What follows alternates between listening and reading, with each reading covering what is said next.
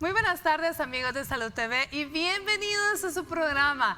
Estamos en un día aún sufriendo pues las lloviznas, en algunos lugares todavía recuperándose de este clima, ¿verdad? Y por supuesto seguimos en cuarentena. Bueno, en este día martes 2 de junio estaremos hablando de un tema muy interesante.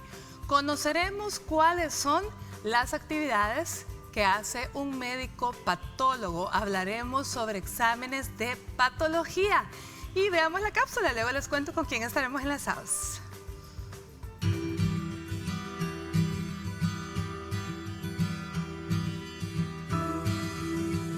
Los exámenes patológicos son aquellas pruebas médicas que se encargan del estudio de las enfermedades de los seres humanos a través de los cambios estructurales y funcionales de nuestras células, tejidos y órganos. Estos constituyen una herramienta muy útil en el campo de la medicina, pues son utilizados junto a la historia clínica y la evaluación física para confirmar o descartar un padecimiento en particular, entre ellos varios tipos de cáncer, para poder prevenir complicaciones a través de la administración adecuada de los tratamientos correspondientes. El diagnóstico de estas enfermedades se realiza a través de una amplia variedad de pruebas macroscópicas y microscópicas, que son aplicadas en muestras previamente extraídas del paciente. Los resultados obtenidos son enviados al médico de cabecera, que ha indicado los exámenes, para que a partir de su lectura pueda descubrir si existe alguna anomalía en la salud de la persona y decidir así cuál será el plan por seguir, dadas las condiciones reflejadas en el informe patológico. Para aprender más sobre los exámenes patológicos, las medidas que debe tomar para practicárselos y cuáles son los que se utilizan para el COVID-19, quédate en sintonía de su programa Salud TV. Nuestros invitados aclararán sus dudas sobre este interesante tema. Acompáñenos.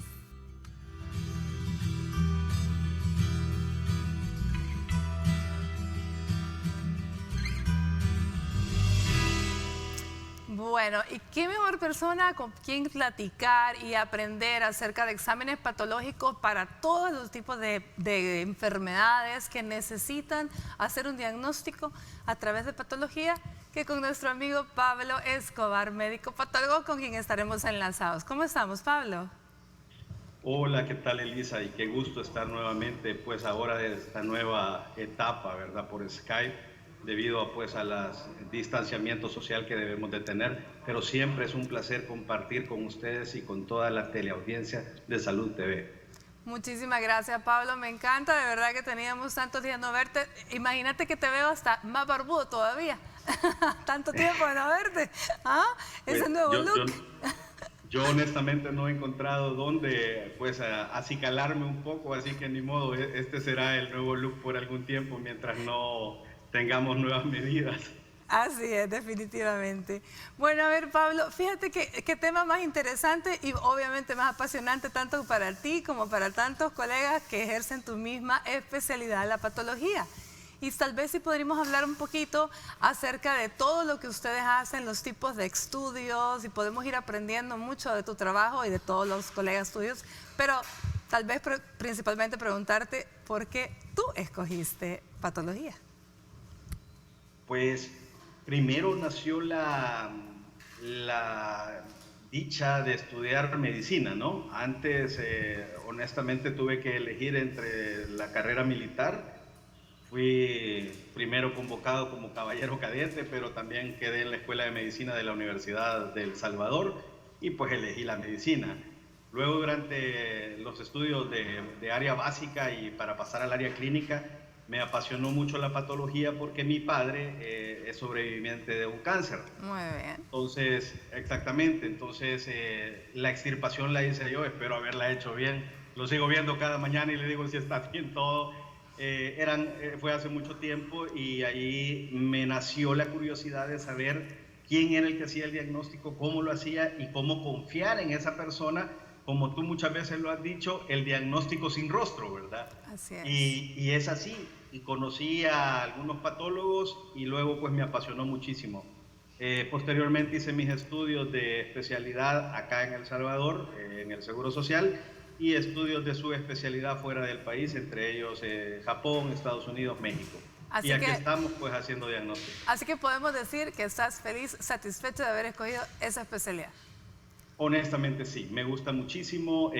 Actualmente, sin temor a equivocarme, puedo decirte que hay menos de 62 patólogos en el país, ¿verdad? Hay que considerar nuestra dimensión tanto geográfica como poblacional, ¿verdad?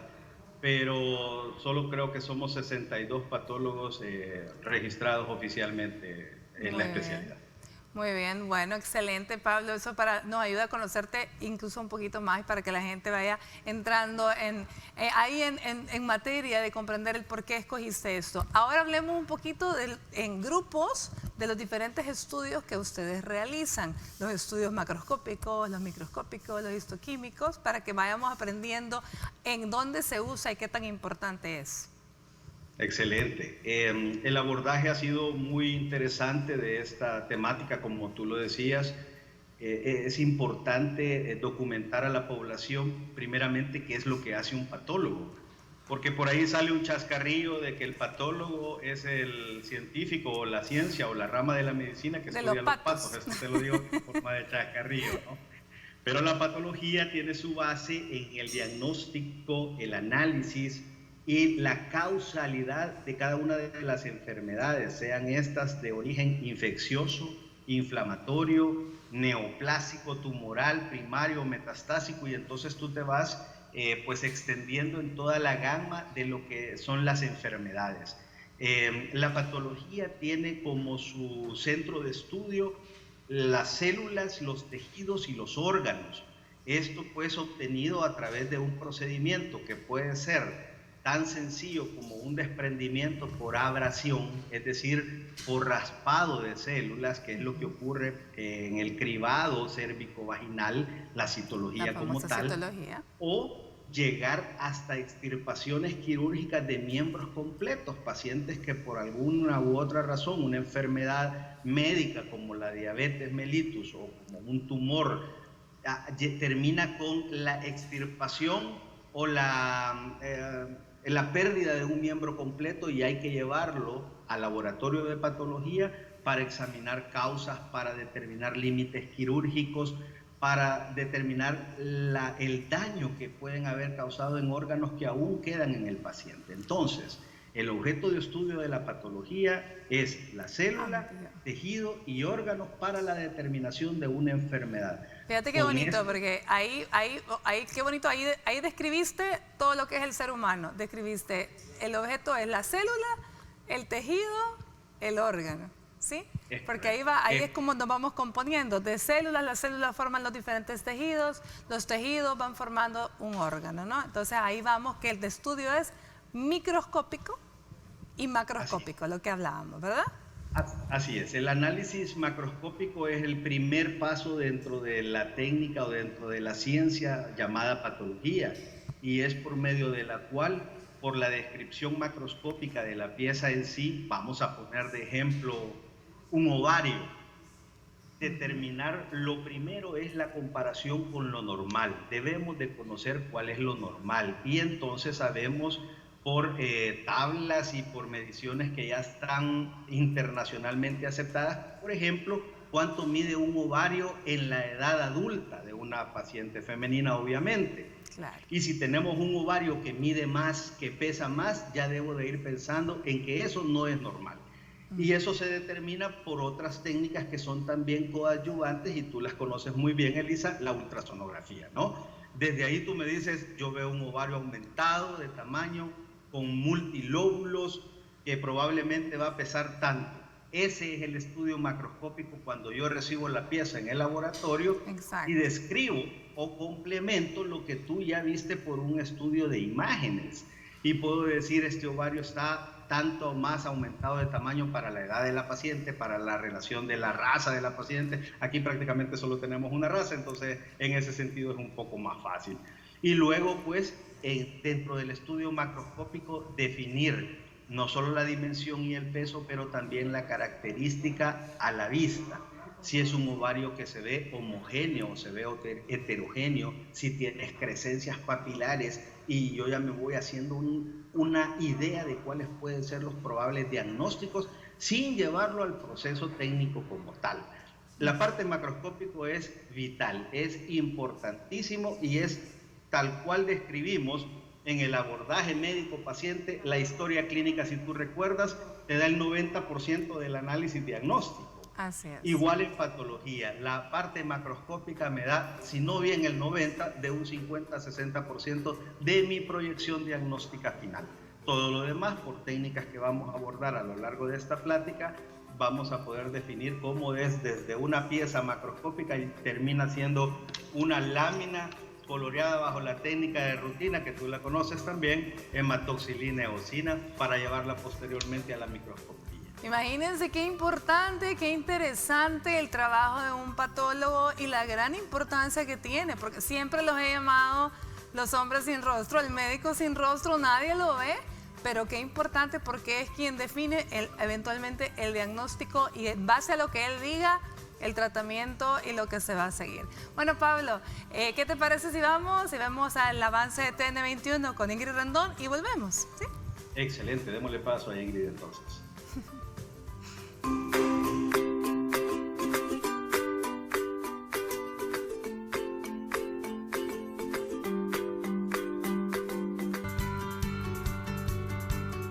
Durante la actual época lluviosa es posible que usted tenga que enfermarse de un resfriado, dolores de garganta o alguna infección viral. Y es también común que la primera vía de tratamiento sea la automedicación, específicamente haciendo uso desmedido de los antibióticos. Pero, ¿cuál es el riesgo de hacerlo? Acá te lo contamos. Los antibióticos constituyen sin duda uno de los grandes avances de la medicina, pero su consumo abusivo e inadecuado ha dado lugar al desarrollo de bacterias que no responden a ciertos medicamentos que antes eran eficaces. A esto se le conoce como resistencia bacteriana. Muchos médicos especialistas alrededor del mundo se han encontrado con bacterias que son resistentes a algunos de los más poderosos antibióticos que existen hoy en día. Además, si se toman cuando no es necesario, también se corre el riesgo de sufrir reacciones adversas, como dolor de estómago o diarrea. Por eso, es importante que ante una enfermedad típica de la temporada, consulte con un profesional de la salud. Siempre recuerde lo importante de no abusar del uso de los antibióticos porque creamos resistencia bacteriana y en las situaciones donde es un virus, pues los antibióticos no van. Bueno, seguimos con Pablo Escobar este día aprendiendo sobre exámenes patológicos, pero vamos a enlazar con dos profesionales más, amigos de Salud TV. Vamos a estar con el doctor Carlos Atilio Rebollo, quien es urólogo, y también con la doctora Carmen Elena Mejía, ginecóloga. ¿Qué tal? ¿Cómo está, doctora? Hola, mucho gusto. Muy contenta de acompañarnos nuevamente. El gusto es nuestro. ¿Qué tal, doctor Rebollo? ¿Cómo estamos? Hola, doctora, ¿qué tal? ¿Cómo está? Buenas tardes y un saludo ahí para los colegas panelistas y para todos los televidentes de Salud TV. Bueno, realmente muchísimas gracias a ambos por tomar nuestra invitación de enlazarnos. Estamos conversando con nuestro amigo patólogo, el doctor Pablo Escobar, aprendiendo sobre exámenes patológicos, valga la redundancia. Entonces quisiéramos hablar un poquito, doctora Carmen Elena, si nos ayuda contándole un poco a la población cuál es la importancia para nosotros como ginecólogos de la patología y cuáles son los exámenes.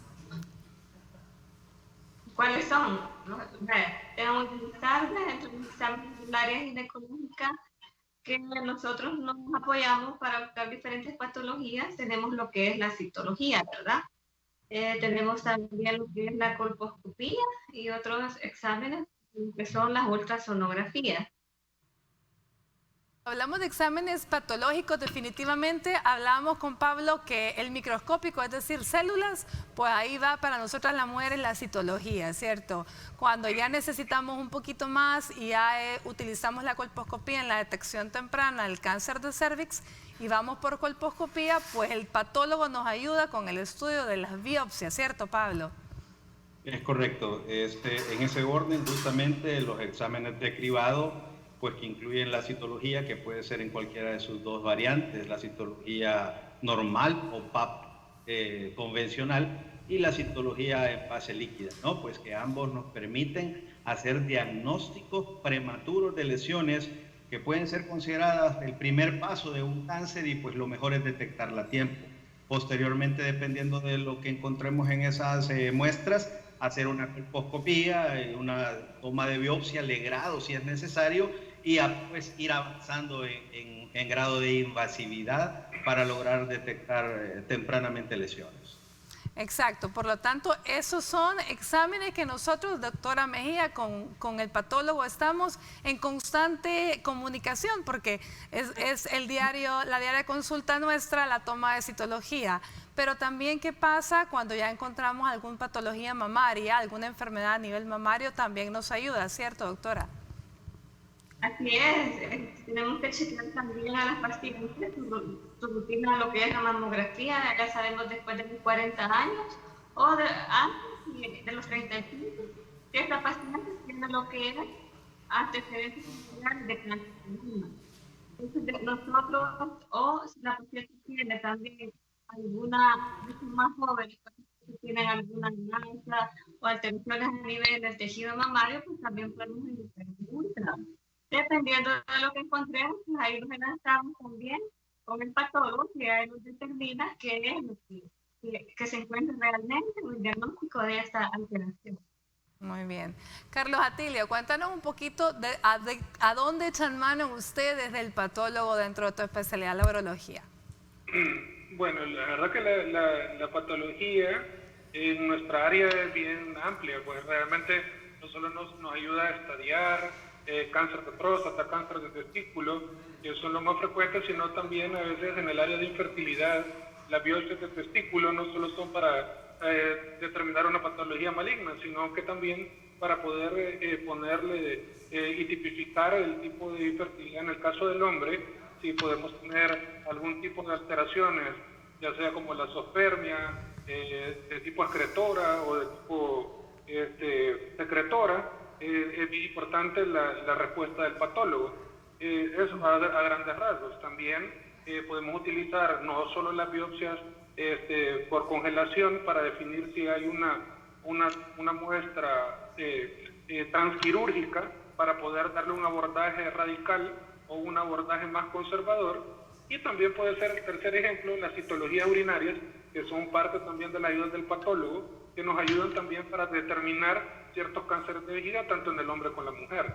Así que realmente la patología y la urología están bien concatenadas, porque para darle el mejor resultado, ya sea para patologías benignas o patologías malignas, vamos siempre a la par. Definitivamente. Ellos ponen ese toque, ¿cierto, Pablo? Ahí viene la diferencia, la importancia, el diferenciar si un tejido que ha crecido de más en algún sitio es bueno o es malo, ¿no? Es correcto, con ambos colegas acá presentes y pues encantado de estar en esta plática de esta mediodía.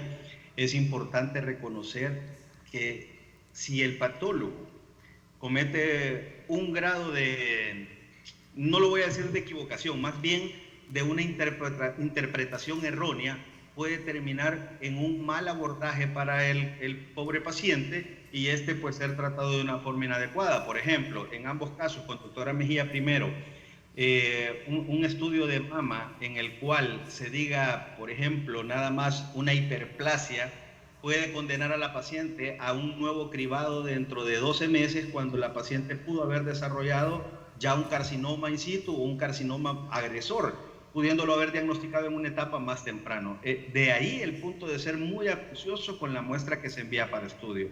En el caso del doctor Rebollo, muy bien lo decía, él anotaba una biopsia en particular, la biopsia de testículo, para saber la calidad de esperma. Eso es tan importantísimo que, déjame decirle, el manejo de una biopsia de testículo para esa determinación, no estamos hablando que para tumor o para una entidad infecciosa inflamatoria, sino más bien para determinar el grado de fertilidad que puede tener, es una biopsia que debe ser manejada no con formalina, y el patólogo debe estar enterado del momento en que se va a hacer la biopsia, porque idealmente debe ser llevada en fresco, porque es lo que necesitábamos observar, cómo están esas células que le van a dar origen a un nuevo ser.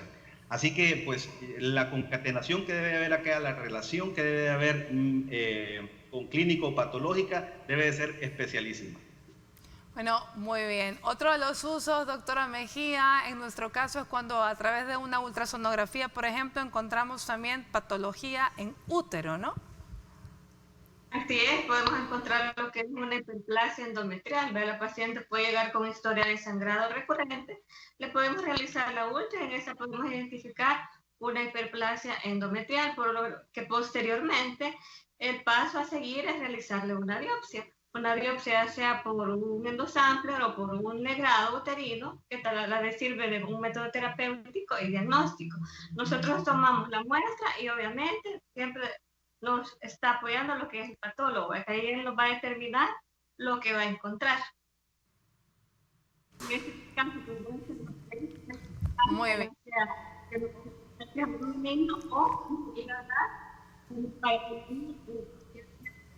Creo que tenemos una dificultad con su conexión, doctora Mejía. No sé si se ha acercado mucho o se ha alejado mucho de su micrófono. Pero bueno, Pablo, ella mencionaba la importancia. La hiperplasia endometrial, que es una de las patologías que podemos encontrar en el útero, este sobrecrecimiento es muy importante también el trabajo de ustedes, porque de lo que ustedes digan volvemos al punto, o es una hiperplasia benigna sin atipias o con atipias y el manejo es muy diferente, ¿no? Es correctísimo. El punto de las hiperplasias en el endometrio, la matriz, que como nos conocemos nuestras pacientes así le dicen, tengo un problema de matriz, ¿verdad? Este problema es importantísimo determinarlo desde el tipo de biopsia que ustedes los ginecólogos van a determinar. Por ejemplo, a una paciente le puedo ofrecer una biopsia por endosampler, que si bien es cierto, poco invasiva y la paciente se va caminando tranquilamente como que si no pasó nada, pero desde el punto de vista de patología tengo bastantes dificultades porque el tejido que me envían puede ser mínimo y yo quedarme corto en el diagnóstico que voy a emitir. Yo siempre hacen otro chascarrillo, perdóname que siempre tengo que meter esto, pero digo, al patólogo lo acusan de que siempre dice muestra insuficiente, que él quiere todo el organismo para hacer el diagnóstico, ¿no? Pero necesitamos una muestra considerable para que el diagnóstico sea lo más apegado y acucioso a la realidad de cada paciente. Entonces, decía, en el legrado tengo mucho más material, pero puede ser un poquito más sacrificado para la paciente ir a legrarla, ir a sacar parte del tejido uterino. En cuanto al diagnóstico, la gama diagnóstica puede ir desde un proceso infeccioso inflamatorio, una endometritis, hasta un adenocarcinoma bien diferenciado, pasando por el espectro de hiperplasia simple sin atipias, como bien le decía la doctora Elisa, o una hiperplasia compleja con atipias, que en otros sitios a este lo están tratando como un adenocarcinoma mínimamente invasor, ¿verdad? Entonces es importantísimo la calidad de muestra y la calidad de diagnóstico. Muy bien, por lo tanto la comunicación entre el patólogo y nosotros los clínicos definitivamente tiene que ser estrecha porque son muchos los detalles que debemos de saber para enviarle muestras adecuadas. Bueno, ¿qué les parece? Es día martes, los martes siempre compartimos ideas para las mamás que están en casa con sus chiquitos a través del taller de mamá y la licenciada Vanessa, chicas, veamos qué nos cuenta.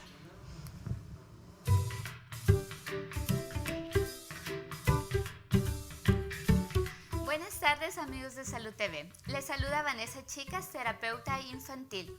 En esta ocasión vengo a darles la bienvenida a esta nueva sección, el taller de mamá, donde aprenderemos manualidades que podemos hacer con los niños en casa o los podemos hacer nosotros, siempre con un objetivo para desarrollarles al máximo las habilidades y destrezas a nuestros niños. En esta ocasión les vamos a enseñar una manualidad que se llama el tejido. Esa actividad nos va a servir para la motricidad fina de los niños, para que aprendan colores. Los materiales a utilizar son muy fáciles de conseguir. Vamos a utilizar una cartulina de 30 por 40 centímetros, páginas de colores y también un plumón, tijera, lápiz y regla. Y también vamos a ocupar una navaja, pero de eso tenemos que tener mucho cuidado en casa. Vamos a empezar midiendo, ocupando nuestra regla, midiendo las secciones del que nos dé la regla. El grosor de la regla vamos a ir midiendo poco a poco. Entonces, cuando ya tengamos marcadas las líneas, vamos a recortar cada columna, una sí y una no, una sí y una no. Podemos utilizar la navaja solamente para cortar el medio, siempre con mucha precaución, y luego usamos la tijera.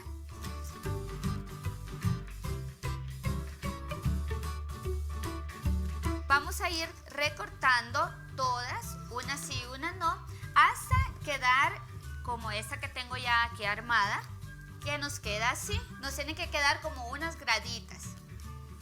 Ese es el tejido. Luego de eso vamos a ocupar unas páginas. Cuando ya tengamos este, lo vamos a poner de un ladito.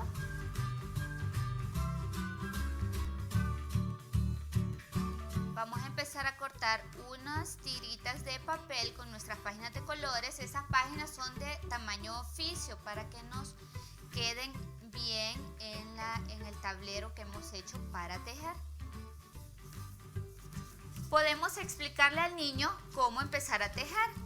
Lo vamos a ir poniendo acá, para abajo, hacia arriba, abajo, arriba. Esa es la manera en la que lo vamos a utilizar y en el que el niño va a estar entretenido armando su tejido. Esto fue su nueva sección, el taller de mamá. Si quieren seguir aprendiendo más actividades para aumentar su capacidad creativa, los espero en la próxima edición.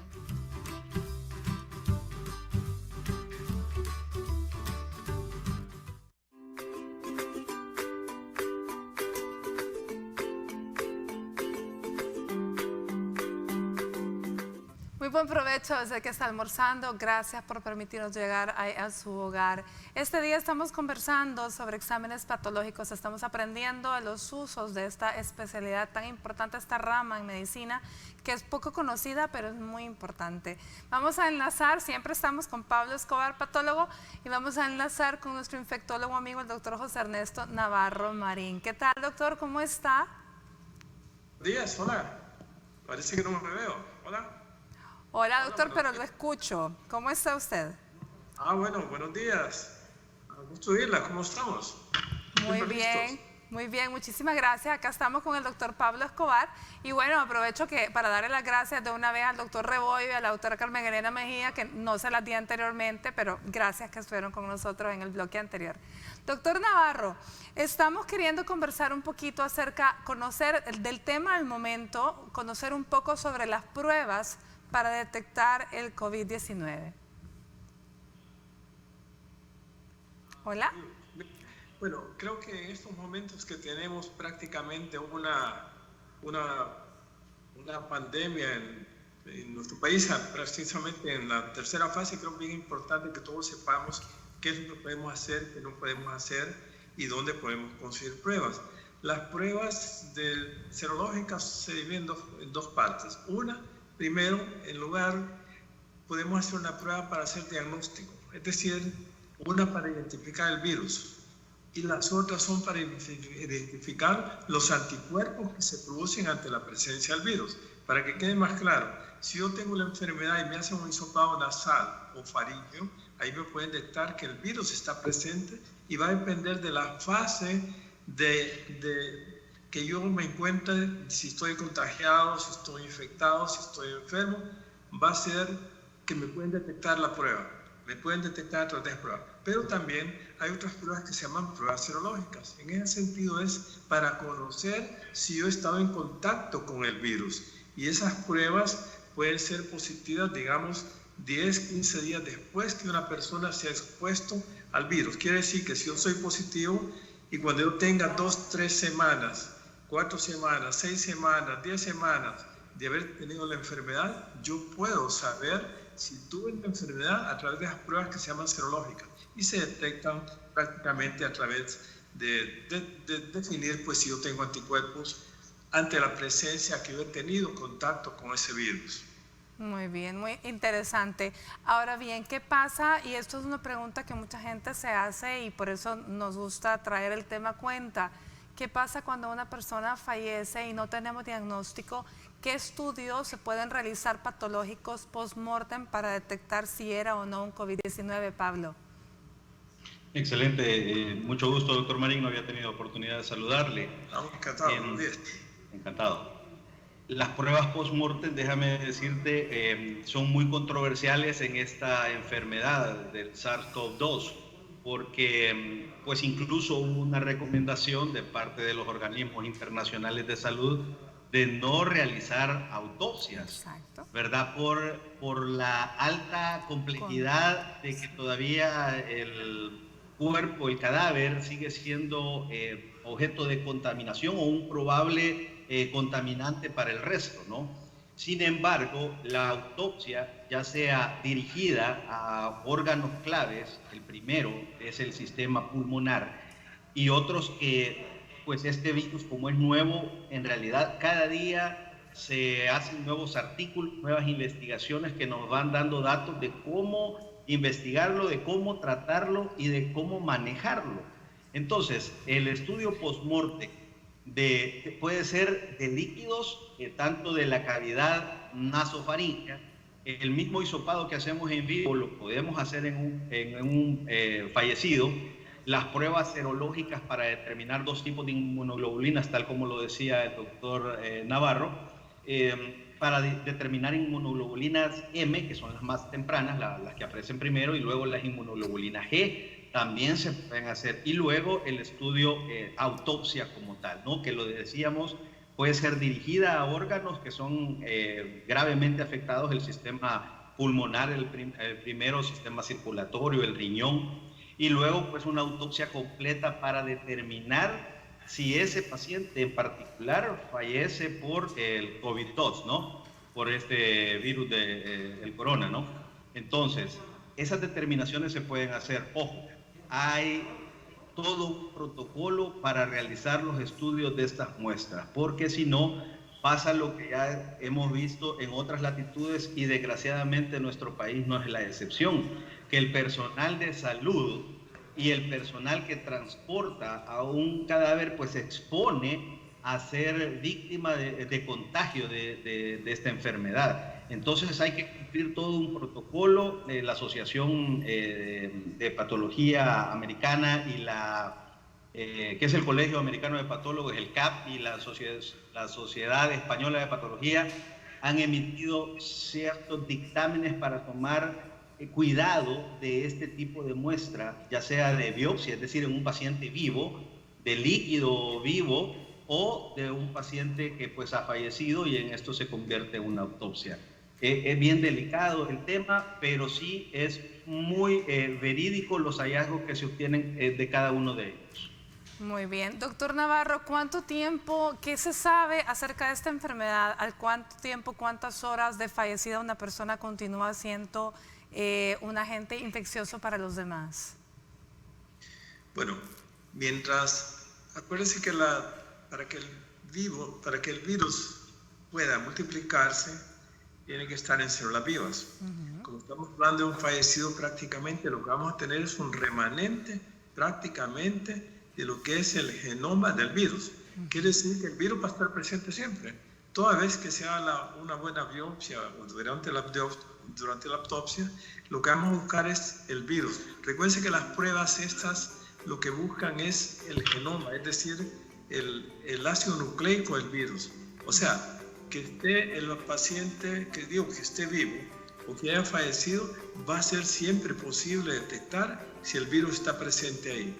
La prueba de esto es que precisamente cuando nosotros tenemos un paciente, digamos, que ha estado adoleciendo la enfermedad y sabemos que es positivo, se le hizo su frotis faríngeo, se le hizo su frotis nasofaríngeo y sale positivo, nosotros aún después, varios días después, podemos hacer la prueba, pero no vamos a estar necesariamente sabidos si el paciente lo tiene, ese virus está contagiando a las personas o no. Lo que estamos detectando, en otras palabras, es el ácido nucleico del virus, pero eso puede ser que el virus esté muerto o esté vivo, el DNA va a estar presente y por lo tanto sí se puede detectar en pacientes que han fallecido.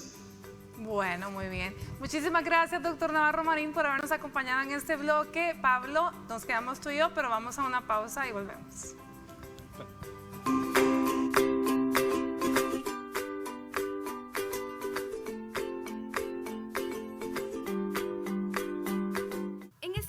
De lluvia, si te toca salir de casa por tu trabajo o por alguna emergencia, tienes que procurar llevar contigo un paraguas o un impermeable, por si te sorprende la lluvia, y así podrás evitar padecer de enfermedades respiratorias. Estás viendo Salud TV. Yo me quedo en casa. Sé un héroe 503.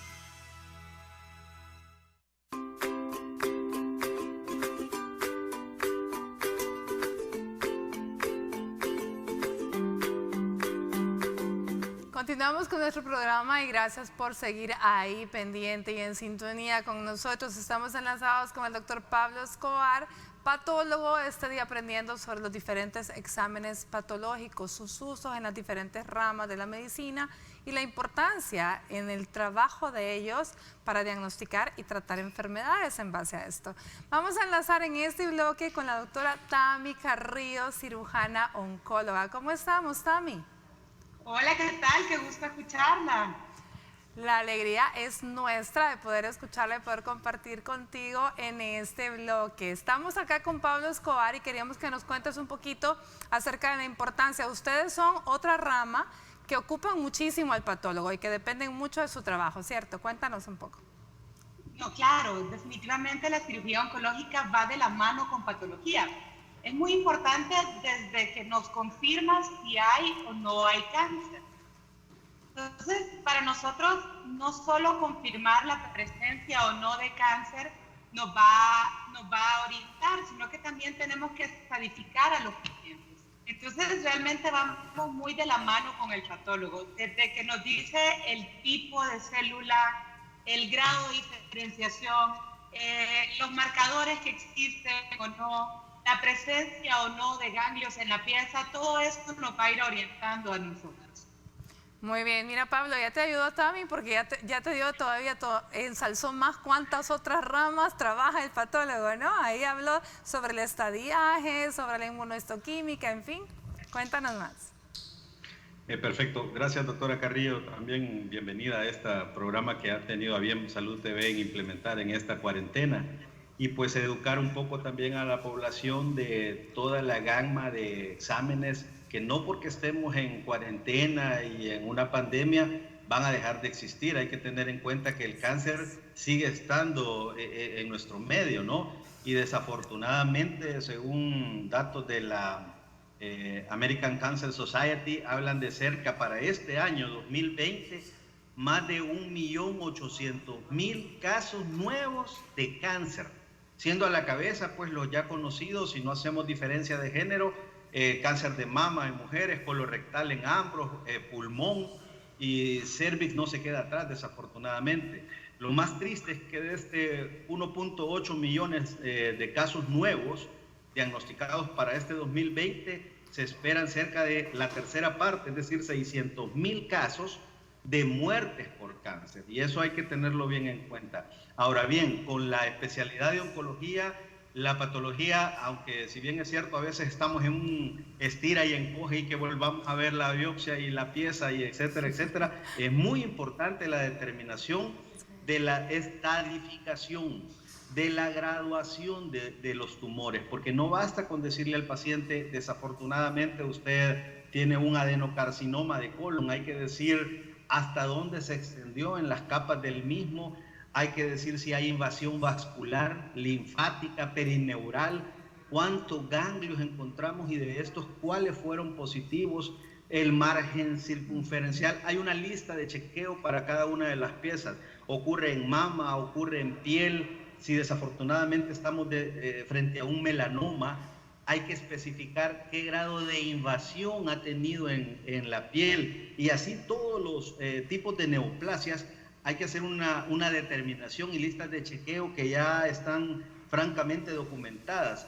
Aunado a eso, Hoy día ya no nos podemos conformar con hacer el diagnóstico de hematoxilina eosina que hemos conocido siempre y que pues es muy útil, pero también técnicas de vanguardia como la inmunistoquímica, pues que la tenemos en el país afortunadamente, en la cual por medio de la expresión de anticuerpos podemos determinar pronóstico de un tumor, génesis del tumor y si tiene variantes que son propicias para determinar la terapéutica diana específica, es decir, medicamentos que van a atacar solo a la célula dañada y no al resto del tejido. Además de inmunohistoquímica, tenemos patología molecular que bastante se asemeja a la que hacemos con el doctor Navarro, lo que hacemos de PCR, reacción en cadena de la polimerasa, para determinar también subtipos celulares en los tumores.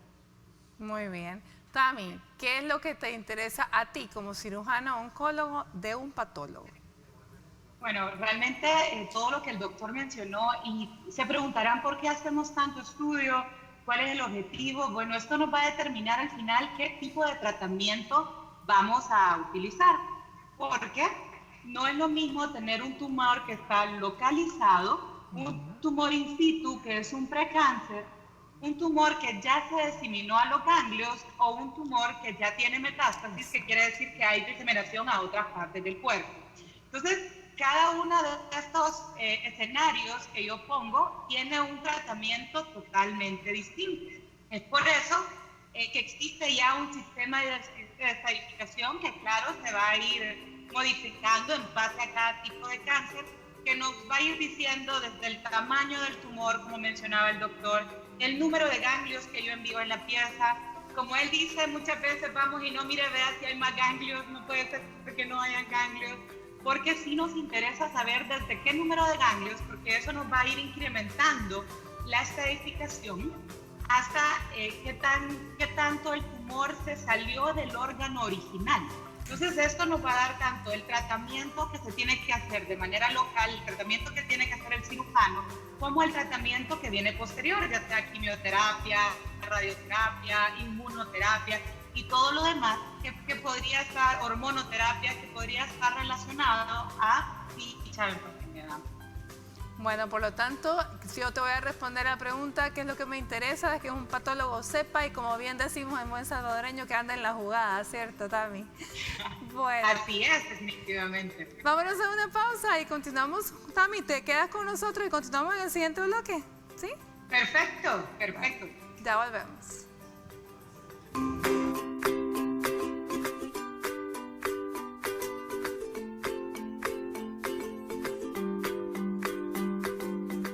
La temporada donde hay más moscas es específicamente en el mes donde se presentan más lluvias, en donde la calidez de la época les da la oportunidad de aparecerse.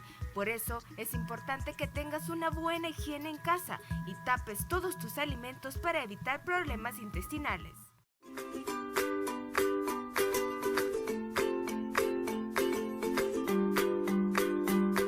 Bueno, y continuamos con nuestro programa, enlazados con Tami Carrillo, cirujana oncóloga, y con Pablo Escobar, patólogo. Este día aprendiendo sobre exámenes patológicos, la importancia de los cribados, los tamizajes, porque como bien dijo Pablo, las enfermedades no entienden de cuarentena, ni de crisis, ni de lluvias. Estas van, siguen y hay que tratarlas. ¿Cierto, Pablo?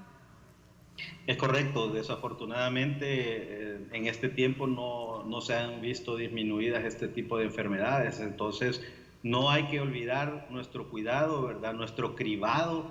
Hay algunas pruebas que se pueden posponer, esto con la concordancia de su médico de cabecera, y siempre importantísimo tomando las medidas de distanciamiento social, el uso de mascarilla, ¿verdad? Teniendo en cuenta la movilidad que es permitida en estos momentos, pero el cáncer no se detiene, desafortunadamente. Déjame decirte, mundialmente, el día de ayer, 2 de junio, es reconocido como el Día del Sobreviviente de Cáncer. Sin embargo, en Estados Unidos se celebra el primer domingo de junio, en España el 3 de junio y así sucesivamente. Así que no hay que olvidarnos de nuestros cribados, ¿verdad? Siendo hombres o mujeres, de nuestros cuidados también que debemos de tener para no padecer estas enfermedades. Hoy que estamos en casa, tratemos de comer sanamente. Yo sé que es bien difícil, ¿no? Hacer bien variado esto, pero hay que procurarlo. El ejercicio físico, no exponernos tanto al sol. Hoy con esta terrible tormenta pues que nos azota, también hay que tener las precauciones debidas. Muy bien. Tami, tu mensaje final para la población. ¿La doctora Tami Carrillo? Bueno, creo que ya se nos desconectó antes de tiempo. Bueno, Pablo, yo creo que es importante enviar un mensaje a la población. Tú ya lo hiciste, sin embargo, pues ya se nos terminó el tiempo, así que un mensaje chiquitito de recomendaciones. Perfecto, gracias Elisa. Nada más pues recordarle a los pacientes cada vez que tengan alguna necesidad. Lo primero, hoy las redes sociales se prestan para esto, la telemedicina está muy avanzada. Hagamos una consulta primero telefónica, concertemos una cita para evitar aglomeramientos en las, aglomeraciones debo decir, en las clínicas y en los hospitales. Consultemos a tiempo. El cáncer sigue siendo una enfermedad altamente mortal. No la olvidemos porque estemos en cuarentena. Cáncer de todo tipo. Así que a cuidarnos, a prevenirnos y a protegernos, y pues que Dios tenga el control de nuestras vidas. Así es. Muchísimas gracias, Pablo. Esperamos que no necesitemos, no es en mala onda, pues esperamos no necesitar tus servicios como individuales. Pero gracias por haberme acompañado. Gracias a ustedes que están en casita. Mañana venimos con un programa muy especial, así que no se lo pierdan. Así que yo me despido de ustedes, los dejo en buena compañía. Disfruten su martes y que Dios los bendiga a todos.